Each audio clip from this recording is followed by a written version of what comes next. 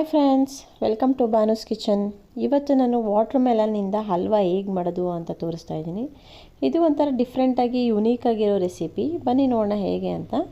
ಈಗ ನಾನು ಒಂದು 5-6 ಕಪ್ನಷ್ಟು ವಾಟರ್ ಮೆಲನ್ನ ಈ ಥರ ಮಿಕ್ಸರ್ ಜಾರ್ಗೆ ಹಾಕ್ಕೊಂಡು ಗ್ರೈಂಡ್ ಮಾಡಿ ಎತ್ತಿಟ್ಕೊಂಡಿದ್ದೀನಿ.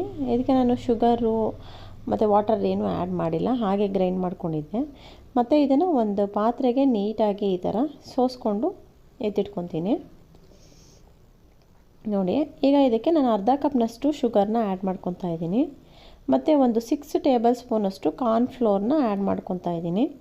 ಒಂದು 6 ಟೇಬಲ್ ಸ್ಪೂನ್ ಅಂದರೆ ಒಂದು 3/4 ಕಪ್ನಷ್ಟು ಆಗುತ್ತೆ.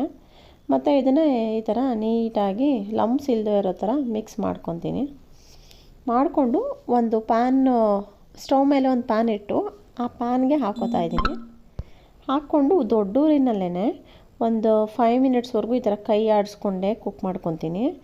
ಮತ್ತು ಹಾಗೆ ಕುಕ್ ಮಾಡೋಕ್ಕೆ ಬಿಡಬೇಡಿ, ಗಂಟು ಥರ ಆಗಿಬಿಡುತ್ತೆ, ಸರಿಯಾಗಿ ಬರಲ್ಲ ಅದು.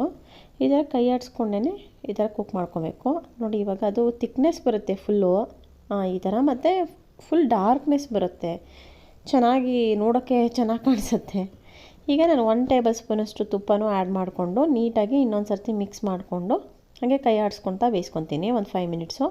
ಮತ್ತು ಆಫ್ಟರ್ 5 ಮಿನಿಟ್ಸು ಮತ್ತೆ ಇನ್ನೂ 1 ಟೇಬಲ್ ಸ್ಪೂನಷ್ಟು ತುಪ್ಪನ ಹಾಕ್ಕೊಂಡು ಮತ್ತೆ ಅದೇ ಥರ ಮಿಕ್ಸ್ ಮಾಡಿಕೊಂಡು ಅದೇ ದೊಡ್ಡೂರಿನಲ್ಲೇ ಕುಕ್ ಮಾಡ್ಕೊತೀನಿ.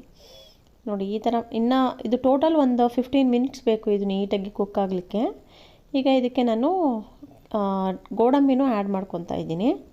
ಆ್ಯಡ್ ಮಾಡಿಕೊಂಡು ಇನ್ನೊಂದು 2 ನಿಮಿಷ ಈ ಥರ ಮಾಡ್ಕೊತೀನಿ. ಕ್ವಾಂಟಿಟಿ ಫುಲ್ ಕಡಿಮೆ ಆಗುತ್ತೆ ಮತ್ತು ತಿಕ್ನೆಸ್ ನೋಡಿ ಈ ಥರ ಬರುತ್ತೆ. ಈಗ ಆಗಿದೆ ಇದು. ಈಗ ಇದನ್ನು ಇನ್ನೊಂದು ಚಿಟಿಕೆಯಷ್ಟು ಏಲಕ್ಕಿ ಕೂಡ ಆ್ಯಡ್ ಮಾಡಿಕೊಂಡು ಒಂದು ಸ್ವಲ್ಪ ನೀಟಾಗಿ ಮಿಕ್ಸ್ ಮಾಡಿಕೊಂಡು ಒಂದು 2 ಮಿನಿಟ್ಸು ಒಂದು ಪಾತ್ರೆಗೆ ತುಪ್ಪ ಹಾಕಿ ಗ್ರೀಸ್ ಮಾಡಿ ಎತ್ತಿಟ್ಕೊಂಡಿದ್ದೆ. ಈಗ ಅದಕ್ಕೆ ಹಾಕ್ಕೊಂಡಿದ್ದೀನಿ. ಈ ಥರ ಹಾಕಿಟ್ಕೊಂಡು ಇದ್ರ ಮೇಲ್ಗಡೆ ಸ್ವಲ್ಪ ಗೋಡಂಬಿ ಹಾಕಿ ಗಾರ್ನಿಷ್ ಮಾಡ್ಕೊತೀನಿ. ಇದನ್ನು ಫ್ರೀಝರಲ್ಲಿ ಇಡಬೇಕು, ಒಂದು 2-3 ಅವರ್ಸು ನೀಟಾಗಿ ಸೆಟ್ ಆಗಲಿಕ್ಕೆ ಬಿಡಬೇಕು.